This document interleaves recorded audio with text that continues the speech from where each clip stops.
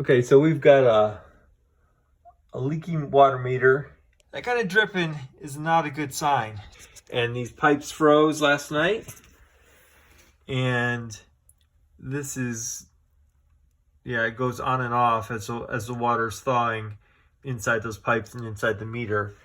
And so this, first thing you got to do is try to get the water turned off. We've got to call into the water company, turn it off at the street.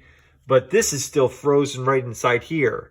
And if we can get this thawed, we can turn the water, supply water off, and then that'll stop leaking.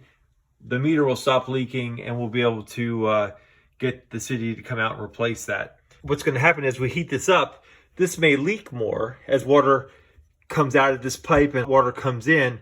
But once that's thawed, then we can turn this valve, close it off, and then we can stop the whole leaking process. If we can't get that to thaw, then we just have to wait on the city to come turn it off at the street. As you can see, it's already been spraying in the garage.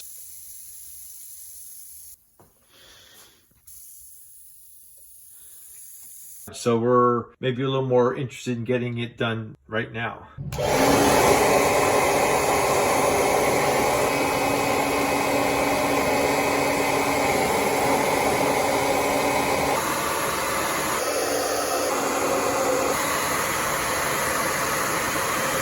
That warmed that valve up enough to where we could turn the water off here in the garage, and now that dripping should stop. And now we got to get the city to come out and replace the meter or fix the meter, and then we can get back to normal. We thawed this area right here so that we could finally turn the handle closed and stop the water from leaking. And then we had to thaw out all these pipes because the city didn't want to come and try to mess with the meter with frozen pipes.